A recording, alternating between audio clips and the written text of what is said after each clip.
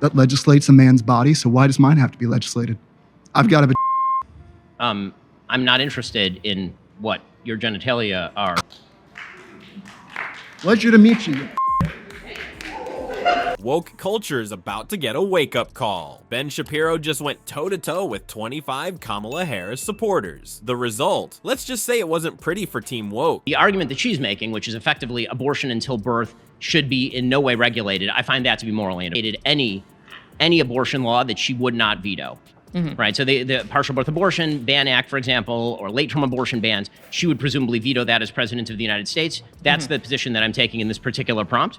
Okay, so that is the position that I find morally indefensible. From abortion to January 6th, no stones left unturned. If you're tired of feelings trumping facts, this video is gonna be your new favorite thing. So here's the deal with Ben Shapiro and these Kamala fans. Picture this, 25 die-hard Harris supporters, all pumped up and ready to take on the conservative debate king. They're thinking, we've got this in the bag, our girl Kamala's gonna crush it. But oh boy, were they in for a surprise. Shapiro walks in, cool as a cucumber, and these folks are feeling all confident. They're throwing out their usual talking points, you know the drill. Yeah, Kamala's fighting for the little guy. She's gonna fix everything Trump messed up.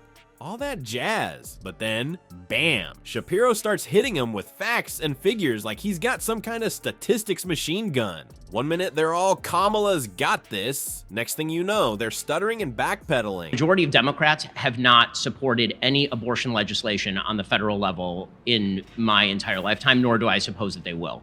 So if there were to be a consensus 15-week abortion ban, for example, which is about the status in Europe. I think the key claim is basically, I think most Democrats would want abortion within the first few weeks. Shapiro's throwing out cold, hard data on immigration, and these Harris fans are looking like deer in headlights. He's talking about how illegal border crossings have skyrocketed under Biden and Harris, and you can see their confidence just melting away. Then he moves on to the economy. Shapiro's dropping bombs about inflation rates, gas prices, and how the average American's paycheck isn't stretching as far as it used to. And these Kamala supporters, they're trying to argue back, but it's like bringing a knife to a gunfight.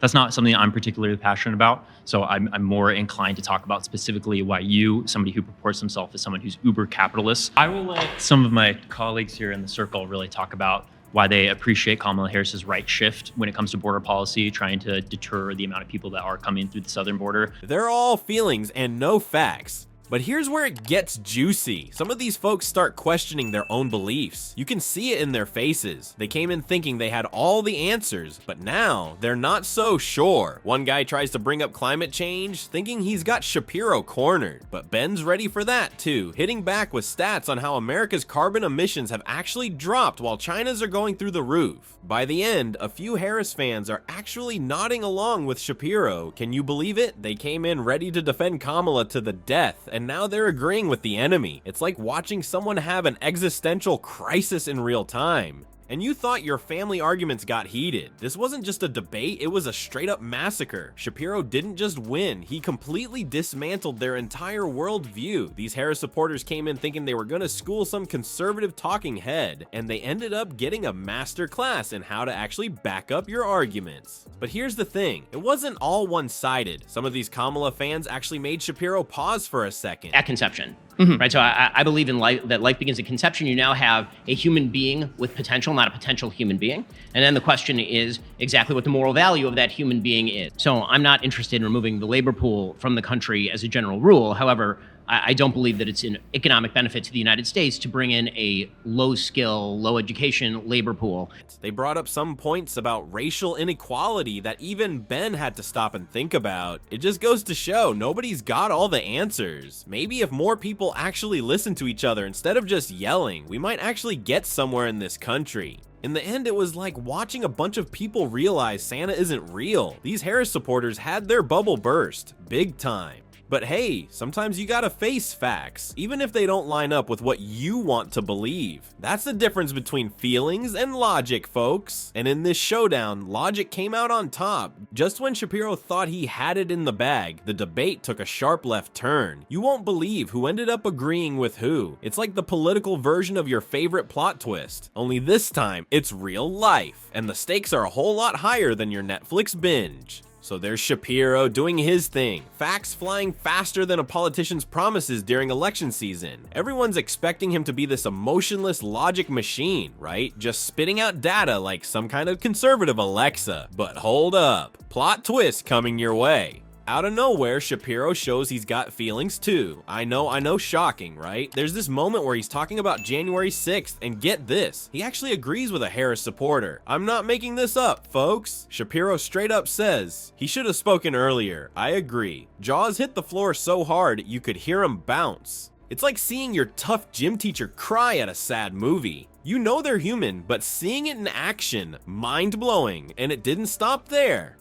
Shapiro even admitted he wasn't going to defend Trump's behavior during the whole January 6th mess. It's like he suddenly remembered he's got a conscience tucked away somewhere under all those facts and figures. But here's where it gets really wild. Some of the Harris crew, they start using Shapiro's own tactics against him. It's like watching someone try to out Pizza the Hut. You've got this one guy who hits Shapiro with stats on climate change. And I kid you not, Shapiro's actually stunned for a sec. It's like he forgot other people can use Google too. Turns out both sides can play the facts game. Who knew? It's almost like gasp. Not everything in politics is black and white. Some of these Kamala fans weren't as clueless as you might think. They came prepared, and it showed. And get this, some folks started calling Shapiro out for glossing over key points. Ouch. It's like when your teacher catches you faking your way through a book report. Suddenly, Mr. Rapid Fire Debate wasn't looking so hot. But here's the kicker. By the end of this whole circus, Shapiro actually says the experience was a lot of fun. Can you believe it? It's like he suddenly remembered debates are supposed to be about exchanging ideas, not just owning the libs. So what's the takeaway from this political roller coaster? It wasn't just Shapiro schooling people. Everyone learned something new. Even the debate king himself got a taste of his own medicine. Turns out, when you actually listen to the other side, you might find out they're not complete idiots after all. Who knows? Maybe if more people approach debates like this, you know, actually listening and admitting when the other side has a point, we might get somewhere as a country. But let's not get crazy. This is still politics we're talking about. Baby steps, people. Baby steps. So yeah, it turns out even the almighty Ben Shapiro isn't always right. Who'd have thought, right? This whole debate thing wasn't just about Shapiro owning the libs or whatever. It was about people actually talking to each other like humans. Crazy concept, I know. Maybe next time you're in a political argument, try listening instead of just yelling. You might actually learn something. I mean, even Shapiro said he appreciated the chance to have a spirited yet civil discussion. If that guy can do it, what's your excuse? Or don't. Keep screaming at each other on Twitter. See how that works out for you. But hey, if you're tired of feeling like you're talking to a brick wall, maybe give this whole civil discourse thing a shot. Who knows, you might end up challenging your own beliefs, and isn't that what politics is supposed to be about? Or did we all forget that part?